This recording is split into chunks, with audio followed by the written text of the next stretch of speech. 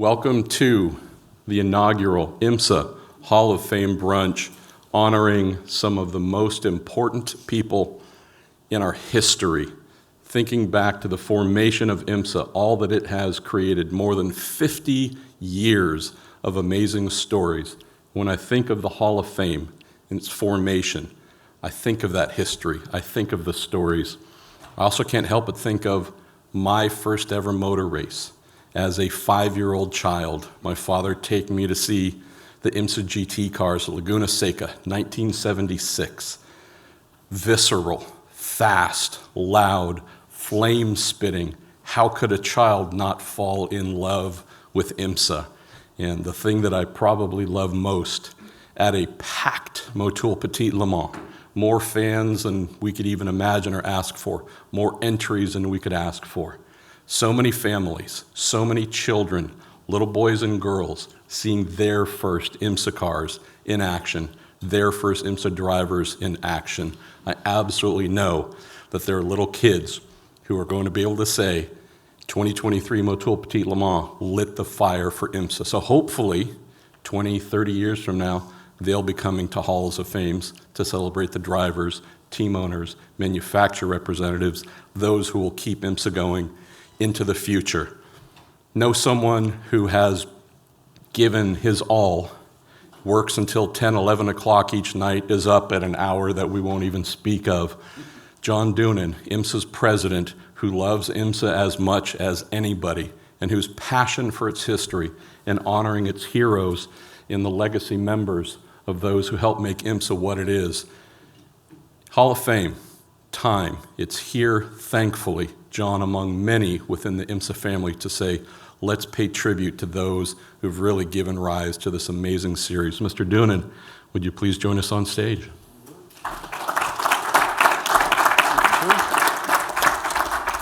Thanks, Marshall, and good morning to everybody up here and our intimate audience here today.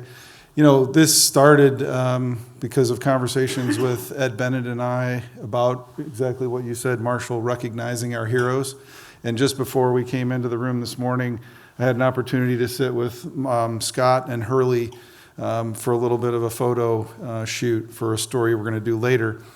But as I walked out with them, and they saw it on my face and probably in my eyes, the emotion of being even in relationship or knowing your heroes. I said to Alwyn and Herb that when I was growing up, guys like Damon Barnett, who started Mazda Motorsports, Alwyn with Andile and Porsche Motorsports, Herb with GM Motorsports, those guys were my heroes. I had pictures of the Lowenbrow Porsche on my wall in my bedroom. I had pictures of... He still does. I had pictures of the Brumos Porsches, and I had a model car of the Ford Mustang that Scott won the championship in, that he's now autographed for me as part of my collection. And then, after getting the opportunity that I had at Mazda to get a call from Jim and Ed asking me to join this organization, you get to only live so many dreams in life, and I've been able to do both on the manufacturer side and now at IMSA. And exactly 4 years ago today, I got the opportunity to join the IMSA team. And on that day, I made 2 phone calls, one to Jim and one to Mitch. And Mitch and I talk about it a lot. And my purpose of making those calls, of course, was to say thanks to Jim. But I made him a promise that day that myself and all my IMSA teammates would continue to operate IMSA on the same set of core values that the France family and the Bishop family founded IMSA on. And that was, 1, we'd go racing with a difference. But most importantly, we would have deep personal relationships with our competitors, our race teams, with our manufacturer partners. We're recognizing cars here today. And probably most importantly, with our fans. And I made that promise to Jim and to Mitch because I think their families set the stage for what IMSA is today. And if you base it on what we saw yesterday and what we saw throughout the 2023 season, I think we're in decent shape. We always want to be better, but I think we're in pretty decent shape. So congratulations to all the individuals. Congratulations to the manufacturers who have invested so much in racing with us. And we want to continue to be a marketing platform for you to tell your stories for years and years to come. So as Marshall said, hopefully some of the little kids and families there yesterday, we've lit the spark for their being IMSA fans forever and ever. So congratulations and thanks for joining us. Amen.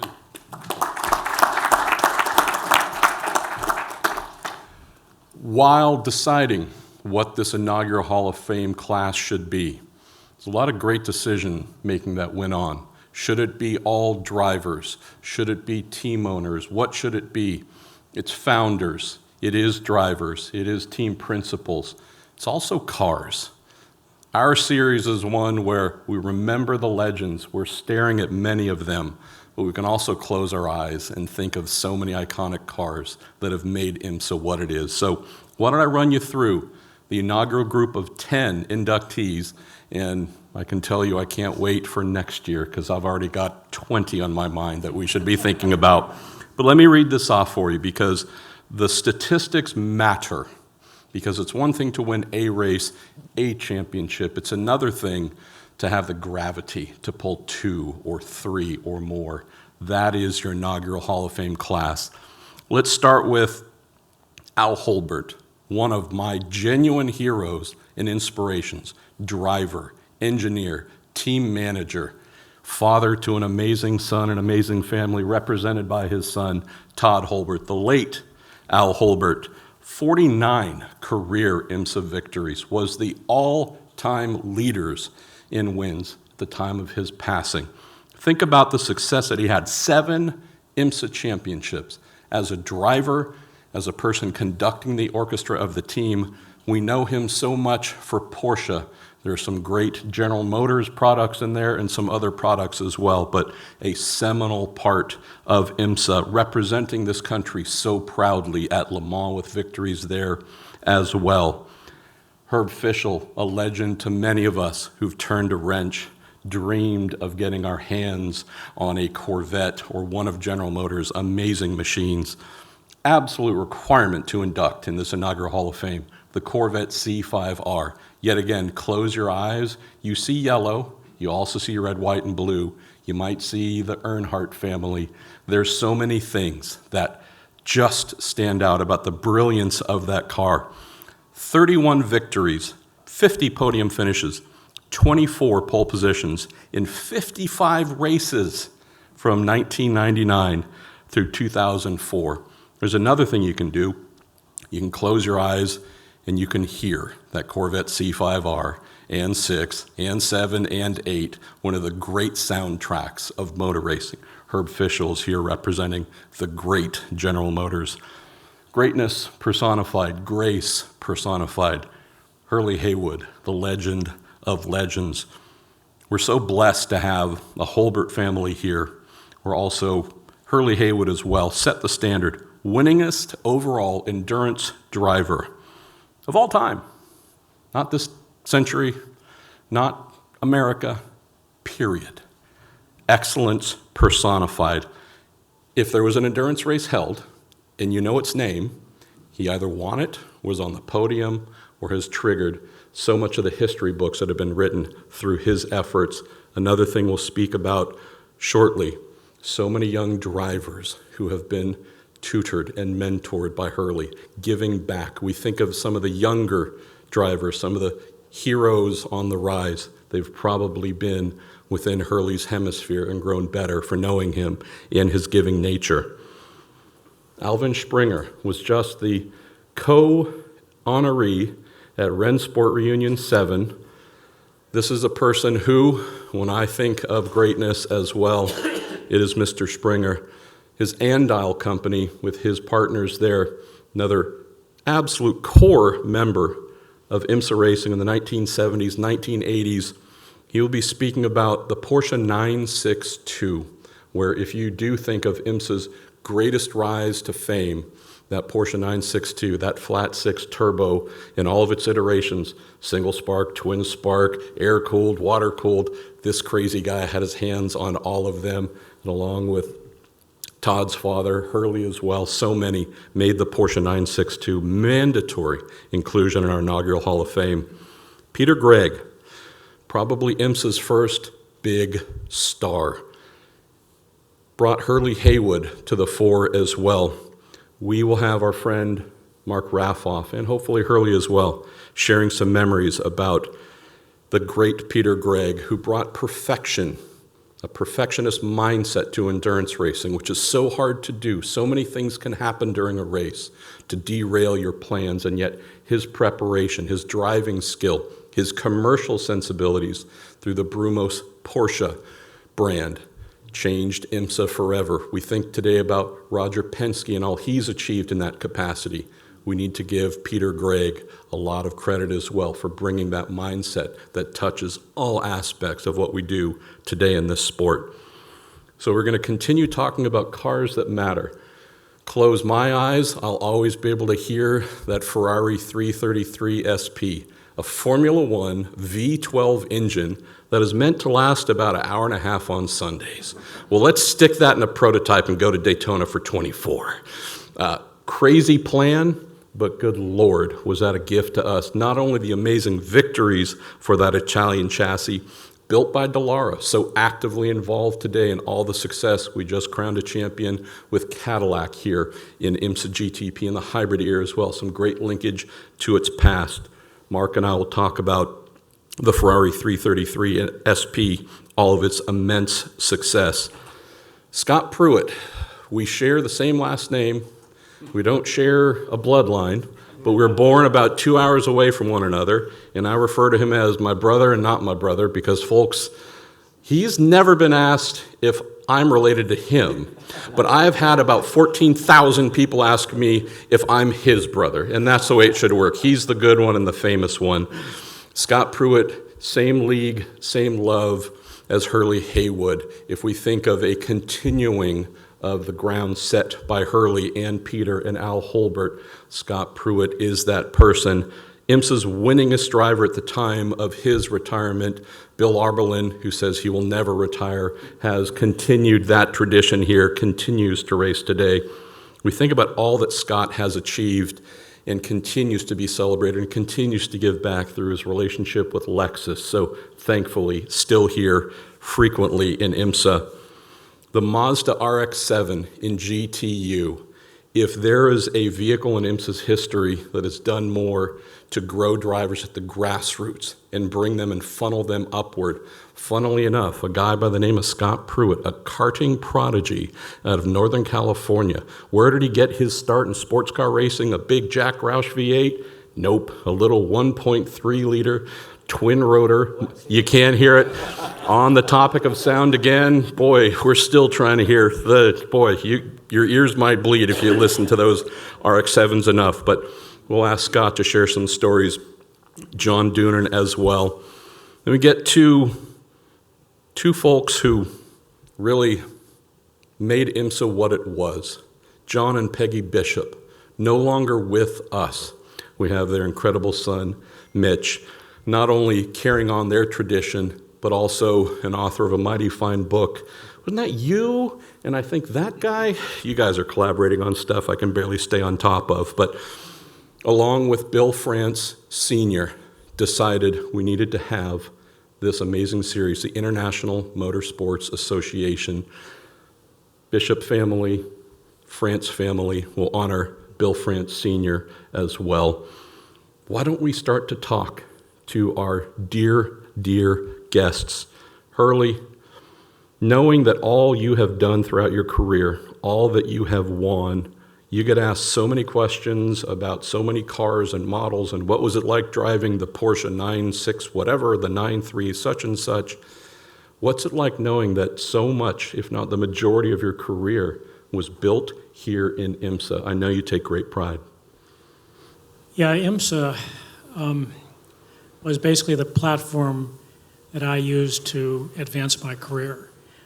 Peter, Gregg, and myself won the very first race at VIR, and that momentum has just carried its way through until the present, really. IMSA was a real family back then. It still is. But John Bishop and Peggy were like our mother and father to many of the people that were involved in racing at that point. If you got scolded by John, Peggy was always there to sort of smooth it out and make it, "Oh, don't worry, everything will be all right." And it worked. It was wonderful. So it was part of a family. We traveled all over the country. When Camel Cigarettes came on board, R.J. Reynolds, it really elevated the whole IMSA family to sort of a national platform. And R.J. Reynolds got so jealous that the Flying Camel was taken away from their brand, which was Winston, that they kind of tamed it down a little bit. But it was a wonderful organization, and it's really, when I was asked, or when John called me up and said, we're going to induct you into the IMSA Hall of Fame, I was really taken back. It was an enormous pride on my part that I would be even considered to be in that first generation of class, or of people that were inducted into the Hall of Fame. When you look at the people that they choose from, it was amazing that both Scott and myself were part of that family. And when you have that, I've been lucky to be inducted into several Hall of Fames, but the IMSA Hall of Fame, IMSA was really the guiding light of my entire career. So I really want to thank you guys for getting me in there.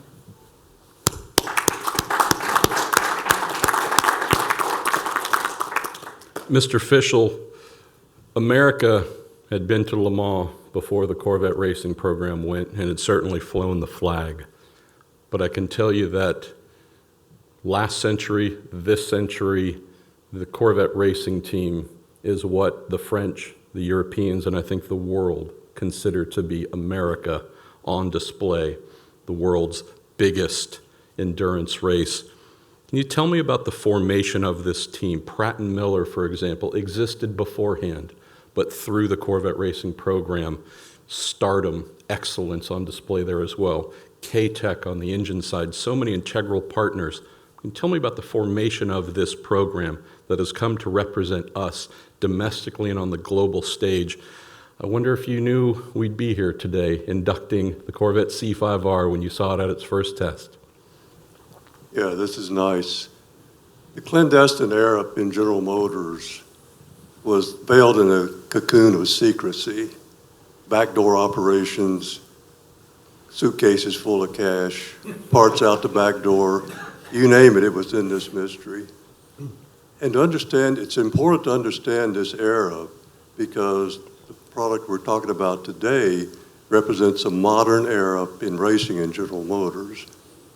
And the way this happened was there were two key executives in GM, Lloyd Royce and Bob Stemple, that sanctioned me to work on revitalizing the culture in General Motors to fully appreciate racing. And this resulted in 3 or 4 key things that enabled the C5 program.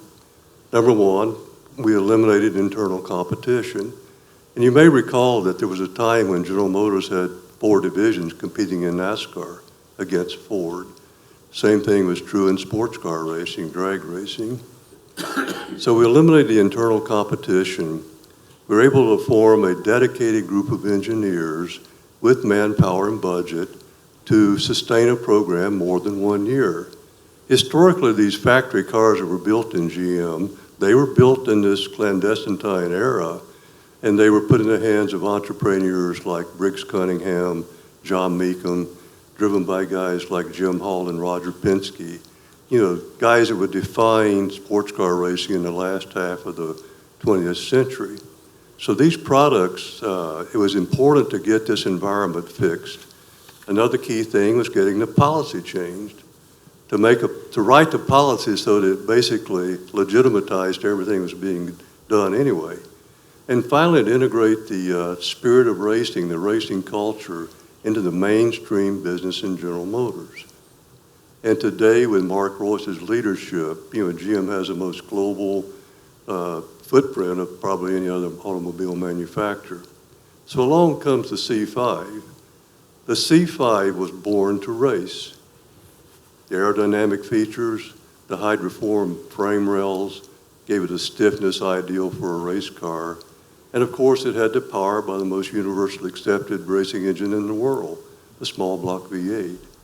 So this combination of things, and then you have the internal support through Dave Hill, vehicle line executive. John Cafaro understood the design.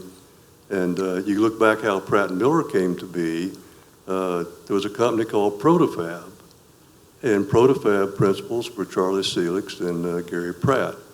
Well, this entrepreneur driver came along named Jim Miller, and he drove the Camaros in 1986, and then they led to the formation of Pratt & Miller.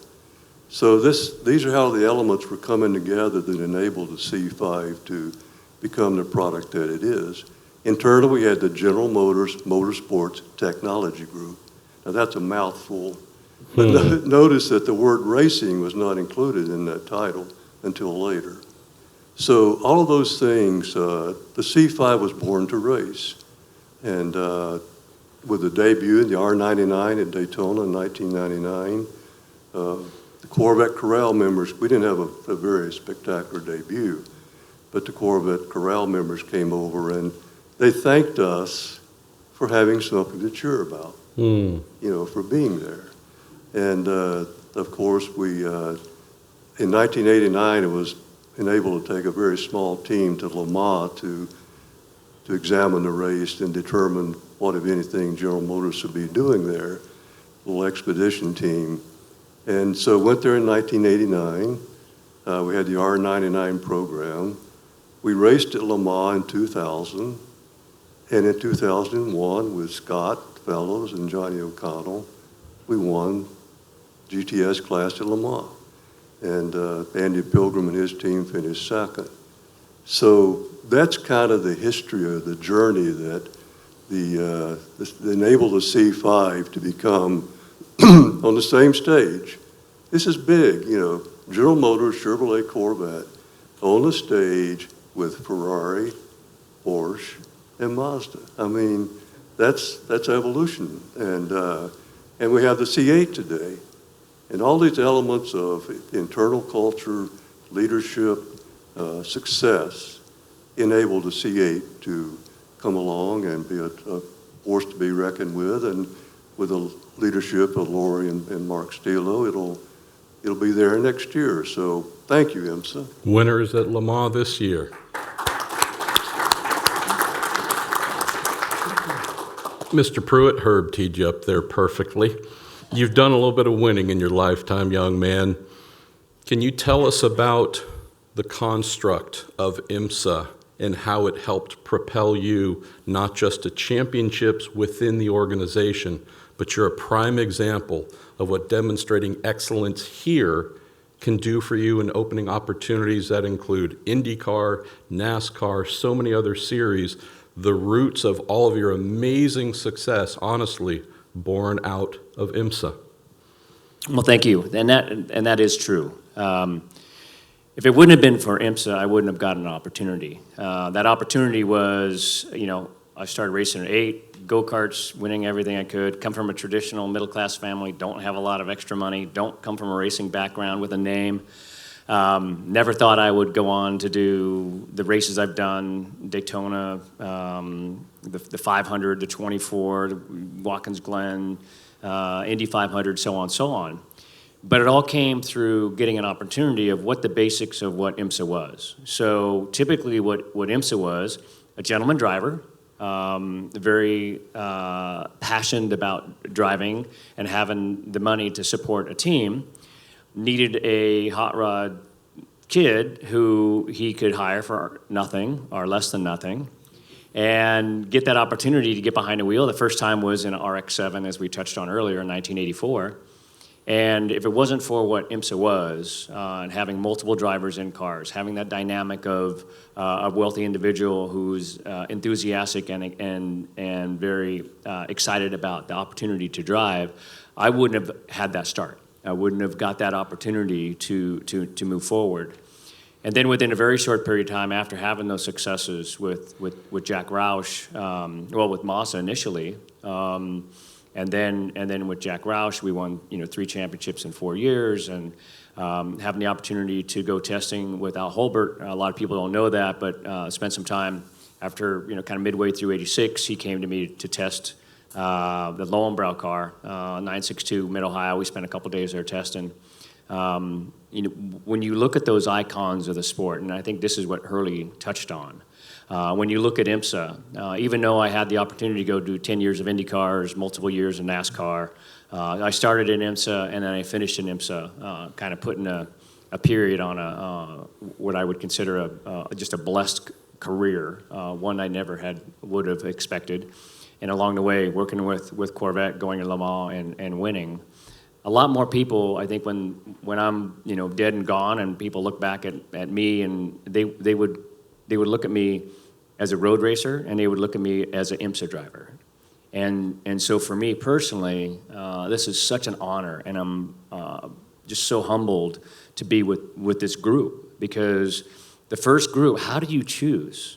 How do you choose those thousands of drivers that have competed over the last 50 years in IMSA and come down to the group that they have? I look at the icons. You look at Peter, Gregg, and you look at Al Holbert, and you look at those greats. And Hurley and I were touching on this earlier. We both humbled from the fact that we ended up in that group. I love the sport. I love IMSA and what it all meant. Knowing the Bishops like I did. And they were very much like parents, and they wanted the best. Now, Jim France and John and the whole group continuing on. And we've lived through these ebbs and flows within IMSA when the highs are high and the lows are low. And what we're seeing, this renaissance of what's taking place right now. I couldn't be more proud to have been in and around and a small part of it. All the different manufacturers I was able to drive for over the years, all the experiences, all the wins, all the championships.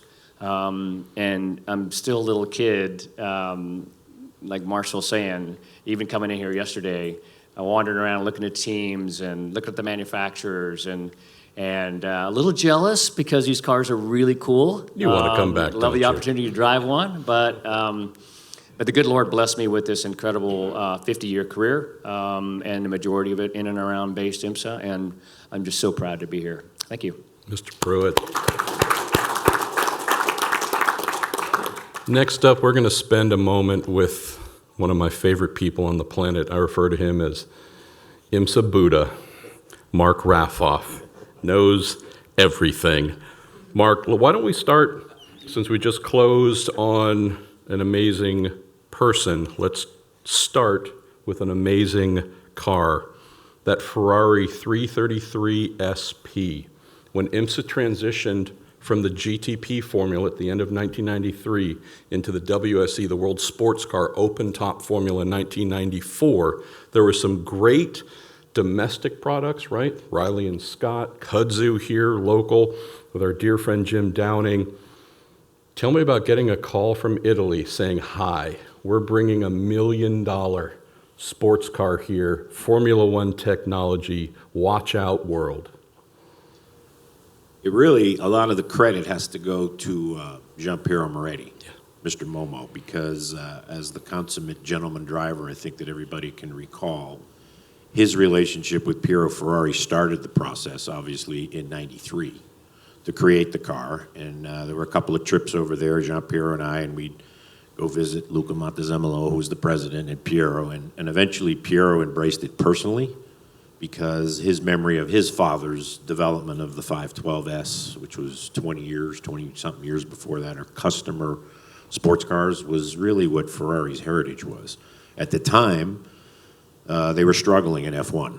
And of course, the focus there is you got to go good for F1 before you do anything else. But we convinced Luca, and off they went, got with Dallara, made this fabulous car. The engine actually started as a 3.5-liter Formula One engine, actually was built up to a 4.5-liter, which went into the F50 road car, and then reduced back to a 4-liter, which became the engine in the race car. But it's all the same engine. It's a cast iron V12. It's quite basic, but as you mentioned, the sound, the noise, the design, The impact of it everywhere we went was just phenomenal. People, corner work, everybody loved that car completely. There's a great point there, and one of the reasons why I think the Ferrari 333 is perfect for this Hall of Fame, it's that exact point. It gave IMSA a rock star car. The factory GTP entries, more money spent than we could ever count. They were phenomenal. This transition to a different, more cost-effective formula was waiting for a star to jump out, and that was the Ferrari. So we think about what the hybrid GTP cars have done for IMSA this year. Crowds are up, everything is up because they're these star cars. In the mid-1990s, that was the Ferrari. Yeah. And the other side of it is, you mentioned it was $1 million, but they were so committed to it being a customer car and swore from the get-go, we're never going to race these as Ferrari, that the $1 million basically gave you everything but a spare tub. Corners, bodywork, engines, wheels, all that came with the car. And the best quote I ever heard was Piero Ferrari told me once that little yellow badge on the front was $250,000. But the car was phenomenal. It worked and won right out of the box. It won all the way well into the early 2000s. Yes. Actually, some of them, when they no longer supported the engine, ran with Judd motors in them. Sure did. But the car is phenomenal. They ended up building, I think, 42 of them, which never was the plan. But once it started in IMSA, it got embraced by the Europeans. It raced over there. And the battles between the Ford Rileys, pretty much Rob Dyson, and the various Ferrari teams through the end of the 90s was pretty strong. And like I said, it was just a magical piece of equipment. It was beautiful. If you want to know how valuable those cars were then and now, they go for I can't count the zeros, but back then I can tell you the great race engineer, Jeff Brown, who actually just won LMP2 last night with the CrowdStrike by APR team, was a race engineer with Andy Evans' Scandia Ferrari team. And he tells a great story of being at Daytona, their motor getting a little bit soft and wanting to stall during pit stops. They knew that if it stalled, they'd never get it fired again. So Jeff had an idea, told one of the mechanics to go get a drill and a big hole saw. And at the next pit stop, came in, mechanic ran over, jumped on top of the engine cover where the throttle linkage was, and drilled a giant hole in the engine cover and held the throttle open so the engine was revving so they could do the driver change without it stalling. It was great for the race. But then when Andy Evans asked, "What did you just do to my Ferrari?" Jeff was told to please never drill holes in our very expensive car again. Let's stay, Mark, and talk about the late but certainly great Peter Gregg. And Hurley, hopefully you might be able to share some insights as well. Someone who, if you look back and try and find articles about IMSA from the 1970s, really the formative decade, seemingly Peter's name is in almost every headline. What kind of impact did he have on the series? I know you have a very personal story. Well, there's a couple things. One, I mean, Peter was just the guy that everybody in IMSA would have aspired in the 70s to be able to conduct his racing programs the way he did. I think there's a quote that I think you and I shared with you way back. I don't remember it verbatim, but the level of his excellence changed IMSA forever. He established a standard of competition, of preparation, of success. And I think, Hurley, you might know more, but I think in his career, he ran about 340 races, and I believe he won over half of them, whether it was an IMSA, Trans Am before that with 2-liter 911s, 914s. Just an incredible success story. He surrounded himself with superb people. Hurley is a co-driver, obviously, for a good portion of that. Jack Atkinson, Mike Colucci, but a very small, close-knit team, and the perfection and preparation of that team was just above and beyond. And even when people like Dick Barber, who had a little bit of the Hollywood into him, and when they showed up with the 935s and other people, Peter was the target. He was always the target. Peter and Hurley were always the target. And, of course, the Brumos brand is now a worldwide recognized icon of Porsche. Ironically, he started, I think, Hurley with a Mercedes dealership and it ended up with a BMW one along the way. But Brumos is an iconic brand, and that, Peter's business sense, his competition sense, his driving ability was exceptional. And my little side story just happened this morning. Somebody mentioned, well, you were a pretty good friend of him. And I said, well, I knew him well, but he was more of an adversarial relationship when it came to Peter's competition in IMSA, because I think he might have been the first one to take us to court over rules. So and that's part of the process. He was that good, and he was never, ever, that I can recall, ever raised his voice in any conversations with John Bishop, myself, or our technical people. Always professional, always intelligent, and you just had to be prepared when you dealt with him because he knew his business exceptionally well. I'll tell you a funny story. When I went off to college, I had a Corvette 427 Nicky Chevrolet, which is a hot rod shop in Chicago. And I was really successful with it at local autocrosses.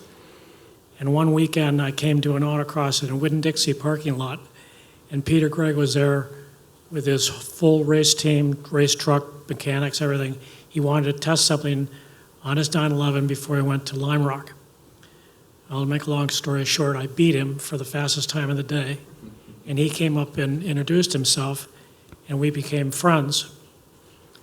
I went off to back then, with the draft was a pretty serious thing, and unfortunately I got drafted and went off to Vietnam. When I came back, I started with Peter, but one of the things he told me, he says, you've got to get rid of the Corvette and get a Porsche, and we'll do business.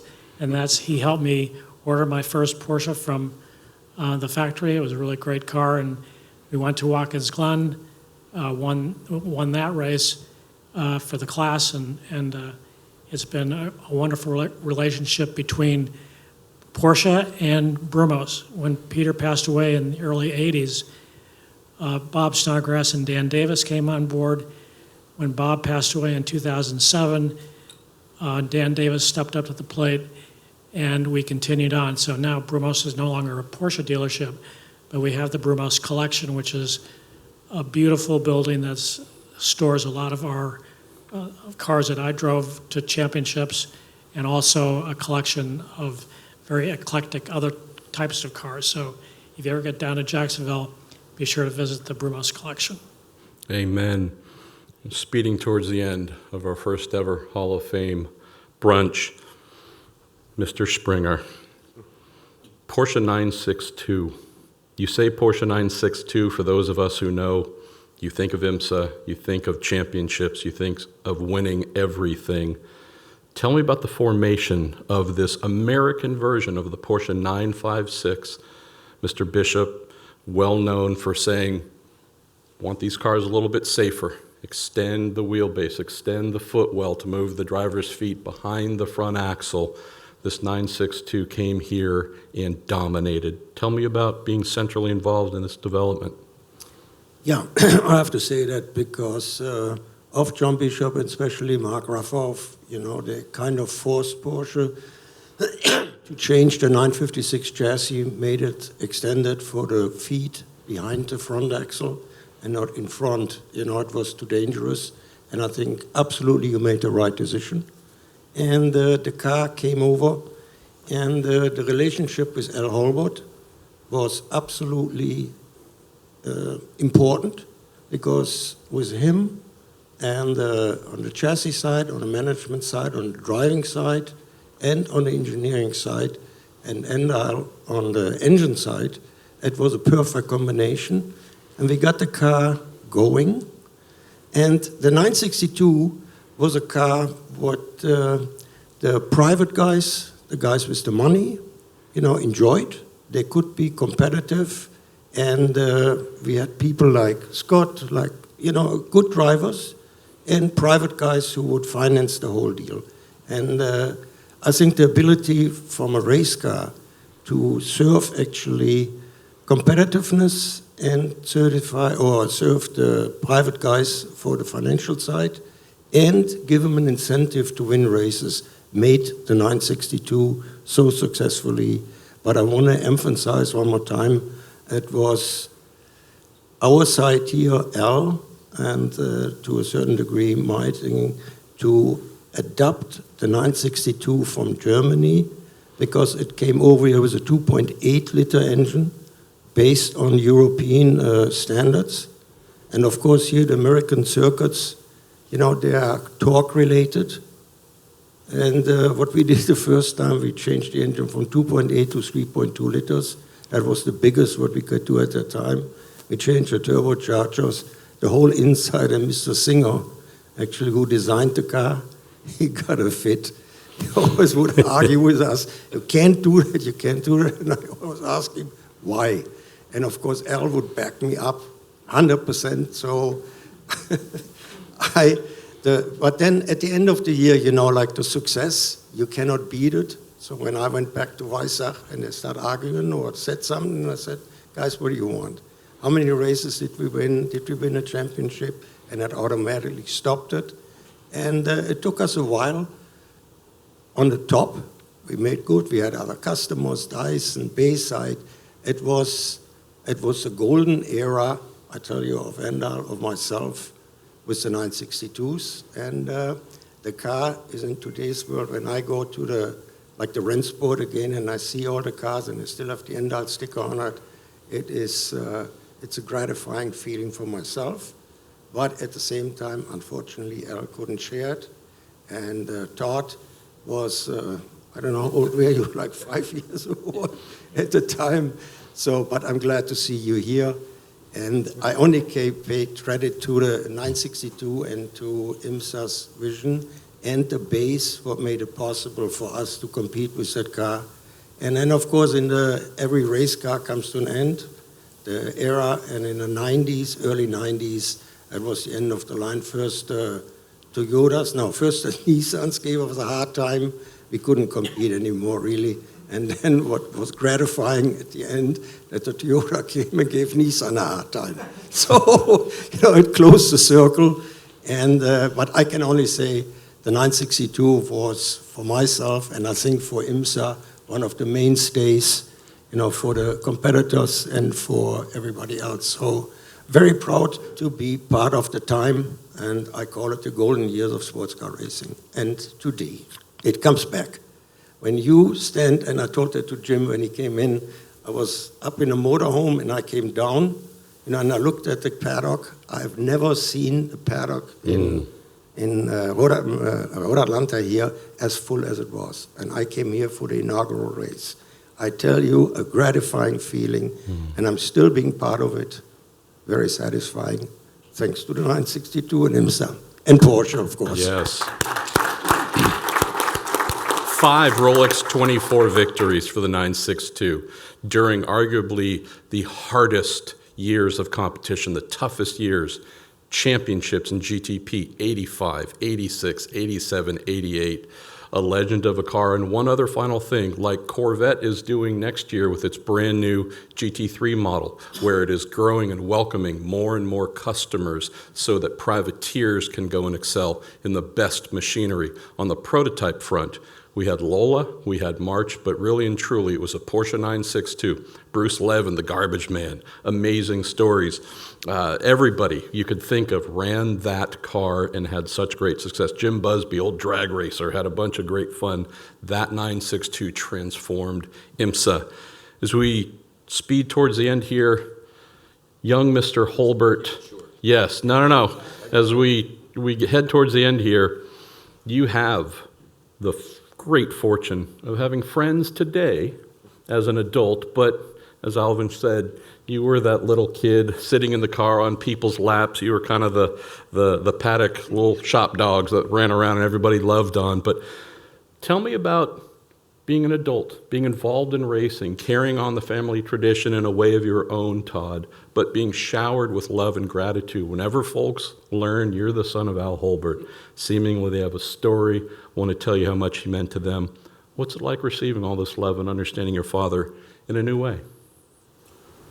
Well, so thanks for this. This is really neat, and really part of this for me is, and it's been said today, but that mostly everybody here I can look at and we've done, or my family has some sort of history with. Obviously, you know, I got my first go-kart from Scott back in the mid-'80s.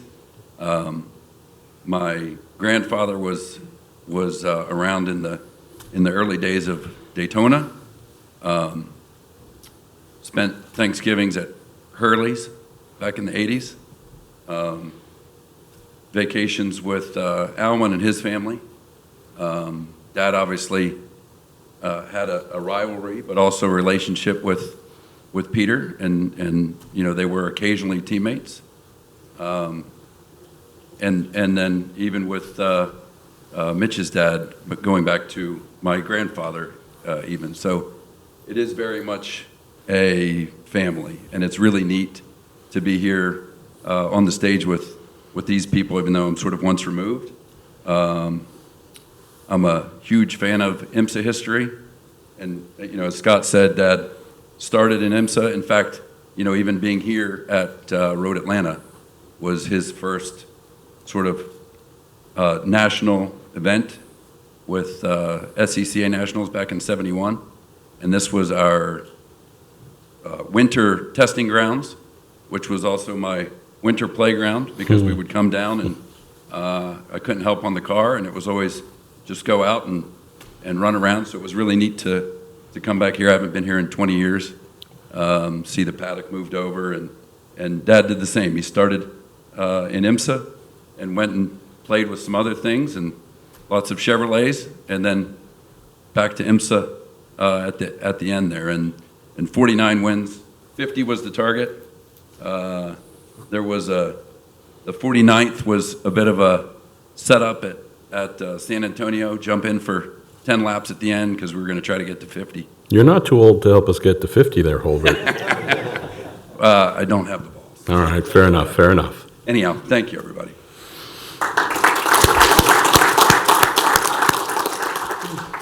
Need to talk about the foundation, the formation of IMSA, 1969. Bill France Sr., obviously the driver behind this, really the person who watered the roots that grew, watered roots that were tended to by volunteers of the great American institution, the Sports Car Club of America, John and Peggy Bishop. Without the Bishops, without Mr. France, we don't have IMSA. Let's start with your amazing parents. Some of us were fortunate to know them. Some of us are learning about them through you, Mitch. This amazing book you've produced is something that I hope folks, if they don't already have, should take home to learn even more. I too.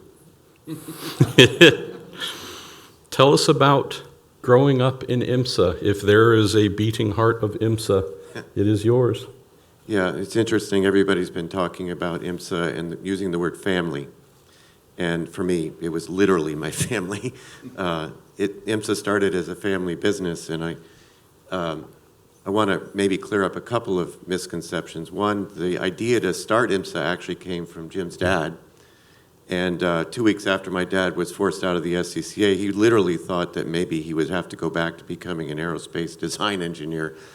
But he got a call from Bill, and Bill said, come on down and let's drink some scotch and smoke some cigars and go fishing. They didn't do any fishing. But when he got back, he was excited. And, we could tell, even as kids, we could tell that he was excited. And, the rest is history. The other misconception I want to clear up is that the money to fund IMSA did come from that side of the podium here. A lot of people think that it came from NASCAR, but it didn't. It came in the form of a few loans from Bill personally. And what was funny was that Jim's mom was the NASCAR accountant at the time. And a couple of years later, I think it was 70 or 71, Bill and Betty Jane were driving my parents to dinner. They were going to have dinner in Talladega. And it was quiet in the car, and Jim's mom leans over to Bill Sr. and says, do we have anything to do with IMSA? And my parents were stunned in the back, and he, in his way of talking, just leaned over and said, we'll talk about that later, dear. Oh. So that's how IMSA got started. It was For us, it was just a sort of natural evolution of things. You know, he was the executive director of the SCCA, the force behind Trans Am and Can-Am, which were incredibly popular at the time. But we were there, and when my dad went down to the basement, he had a big drawing board, and he started working on logos for IMSA. And we were there at the very first race in October of '69. My oldest brother was selling tickets to park cars, and my brother Marshall and I were working timing and scoring. There was no timing and scoring stand. It was just we were in the bleachers, you know, at the old Pocono 5/6 of a mile track. But it was a family business, is what I'm trying to get to. And it was a family business from the start. Fast forward to yesterday, and it was all about family. Yes, surrogate parents to the participants, but it really made me proud, and they would have been stunned looking over the paddock yesterday, looking over the crowd. But the thing that made me most proud yesterday was seeing how many families were walking around the track. My buddy and I went all the way down to turn 7, walking and back, and it was incredible. So it's an incredible honor, and the France family and my family became close. We actually spent a Christmas with your family one year, and the people that we hosted in our house were manufacturers. Joe Hoppin came to dinner from Porsche, and drivers came. Promoters, Jimmy Haynes would come to dinner. And it really emphasized the whole idea of family as a business, really. So it was a theme that went consistently through. And you're right, you didn't want to be on the bad side of my dad, but you definitely didn't want to be on the bad side of my mother. I will give you that. Thank you, Mitch.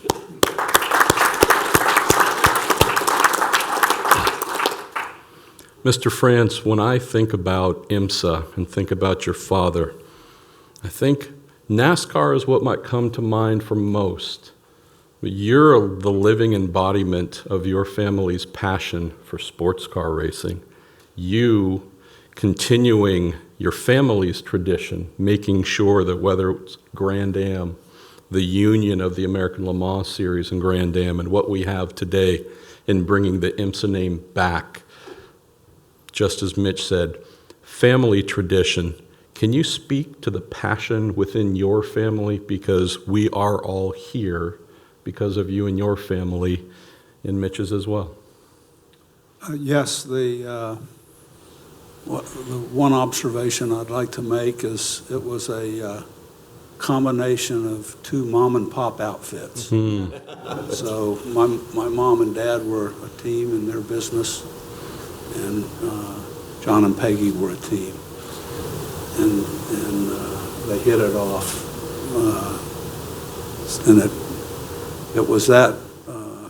My dad started out as a mechanic, and he was a driver. He raced motorcycles. Moved to Florida to get out of the weather, and came to Daytona because of its motorsports activities. And he wound up concentrating in the stock car area because in the Southeast that was people were running modified jalopies or whatever. But when he was up in Washington D.C., he had a open wheel Indy type car, big car they called them then, sprint car today they'd be. But so that's how the NASCAR roots got started. Dad was running the front of the house, and Mom ran the back of the house, the financing and making sure the bills all got paid. When IMSA got set up, it was John and Peggy's same deal. Today, my contribution is I'm taking their motorhome to all of the races. Their motorhome was at the race. It's the hottest ticket in town. You can't get booked in there at all. But my brother was also heavily involved in the getting working with John and Peggy, getting IMSA running. But my dad liked all motorsports. He was like I said, he was a mechanic, and he was a non-graduate engineer. He could do interesting things with mechanical stuff. So part of the DNA of our motorsports background came out of his understanding of what it took to race, what it takes to put together a team, get on a racetrack and race, and what it takes to try and win those. So that was what his passion was, and it applied to all forms of racing. So the sports car racing, he started running some sports car races at Daytona when we were still running on the beach. We designed the Daytona Speedway, put a road course in there, and he named it the Daytona International Speedway. In 1959, there was nothing international about NASCAR. The whole goal was to bring in sports car racing and international sports car racing, and that's how we got the 24-hour and the sports car things going. This relationship with John started through the SCCA because we were conducting SCCA races there. Had a great deal of respect for John and how he did business, and that's when John left the SCCA, he said, maybe we can do something together to help grow sports car and road racing. What a beautiful story. The underpinnings there, a mechanic, father aerospace engineer, mother heavily involved in volunteerism through the SCCA. Those tenants are centrally involved in everything we still do today. The passion of those at the bottom, at the top, whether you're pushing a broom or designing the next part that's going to win the race, it's still that spirit that keeps bringing us back. It's just beautiful to know it's also what founded IMSA. Going to close with some assistance. We call him the president of IMSA. I still have in my phone contacts Mazda Motorsports Manager, so whenever we speak, that pops up.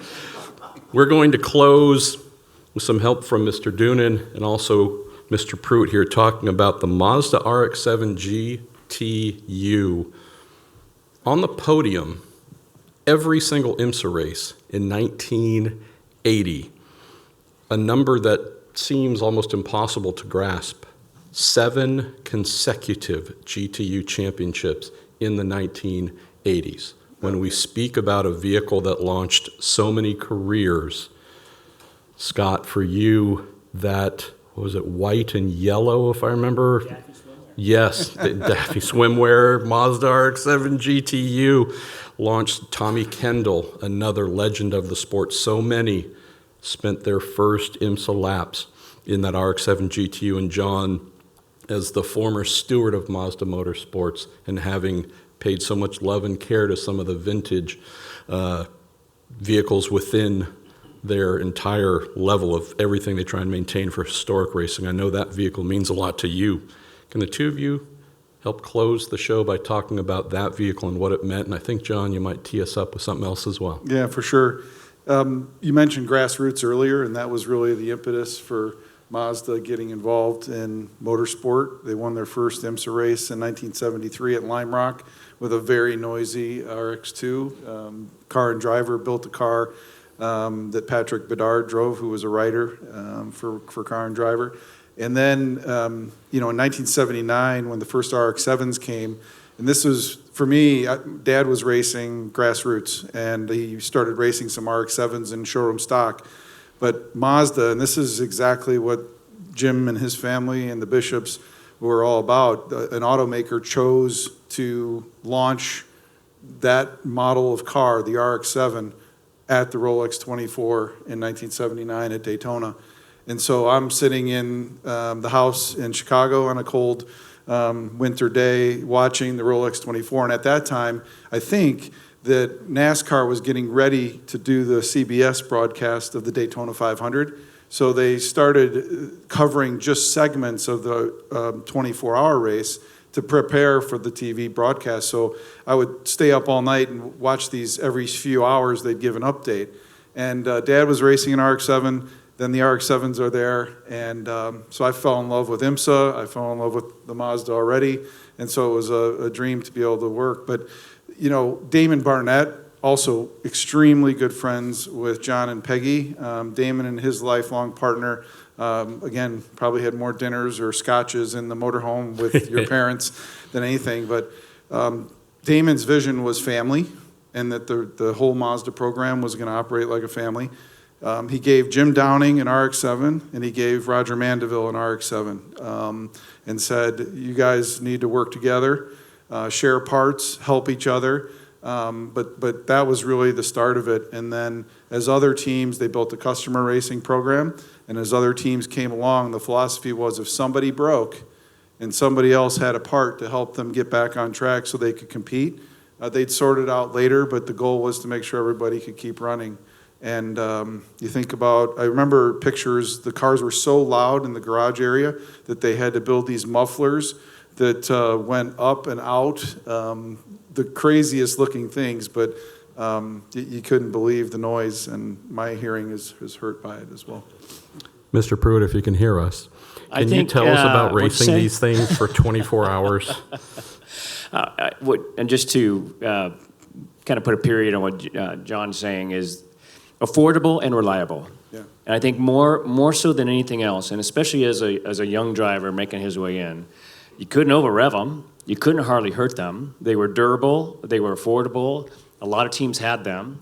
And again, that put me in a position to get that first opportunity to go do a drive, because otherwise you might not have had that opportunity. And as a privateer team, going to Daytona in '85, leading a lot of that race, finishing second, privateer team is unheard of. I mean, it's like that's not something, and not just a privateer team, but I'm not even talking a high-level privateer team. I'm talking, the Daffy Swimwear Mobile with, just a crazy group of people all sleeping in vans, and you talk about that family. That was family. That was part of IMSA, and that was that opportunity that I had as a driver that let me continue on in a sport and sports that I truly love. And I'm thankful, I'm blessed, and it's just I look back at those memories and I almost laugh, because it was a different time, it was a different era,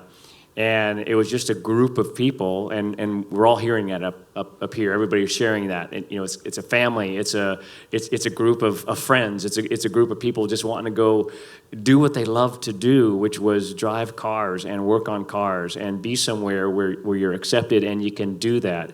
And I think that has been the epitome of IMSA, and also with those opportunities with cars that were affordable, because you only had so much money, and you say, okay, which way we're going to do it? And it was a RX-7. And the cars were so reliable then, and then you look at a race like yesterday, it's an absolute sprint race because the cars are so reliable today, and that's, I think, a great theme that we can carry on for years and years to come. Amen. Mr. Doonan, you have something to share. Will be presented tonight. Yes. This is really special, I think, definitely for Ed and I. Ed really was the architect of the logo with our design team. I think we came up with something that is incredibly special in terms of a logo. The current IMSA logo really integrates what your dad did on that design table, Mitch. It's a modern version of it, but that Apex logo sticks with us. So I think the Hall of Fame logo is a really great representation of these folks up here and the whole history. And this evening, on stage, each of these individuals or those representing a manufacturer will be presented with a medallion. On the back is engraving specific to that individual or to the car that they're accepting on behalf of. And we thought this was probably the most appropriate way to recognize the accomplishments of each of you and the manufacturers that have meant so much to us over the years. We don't have a bricks and mortar Hall of Fame just yet, maybe someday. But we started out with IMSA Hall of Fame website. It's a very classy piece that Mark worked with our NASCAR design and digital team on, and it's really special. So IMSAHOF.com, and take a look. There's features on the cars, there's features on the individuals, and a lot about our history. And today's brunch will be available in video form, and also some individual pieces as well for each of our amazing guests. Thank you to all of you for coming out. Can't wait to come back for year 2. Who will get chosen, John Doonan? It's a great committee. We had a committee, and thank you, Marshall, for emceeing this. Please give Marshall a round of applause. Mark, Mitch, myself, there's a bunch of IMSA historians, but Marshall comes from the media. And as we designed this, thanks to Jim and Mike Helton and Ed and our friends at NASCAR Hall of Fame, we tried to use a model that involved members of the media, folks that have been around IMSA for a long time, to submit their inductee options. We had a voting group, and thank goodness to our partnership team, which David Pettit leads, a company called BDO, known for their financial and accounting and auditing, went through all the votes, so there was nothing stacked. And Todd mentioned, being part of that first class, it was unanimous, candidly, on who that first class was going to be, and both on the car side and on the individual side. So. Thank you again. Last thing we'll do here, photographers, if we can have all of our guests join here in front of the stage and take a group photo, the inaugural class.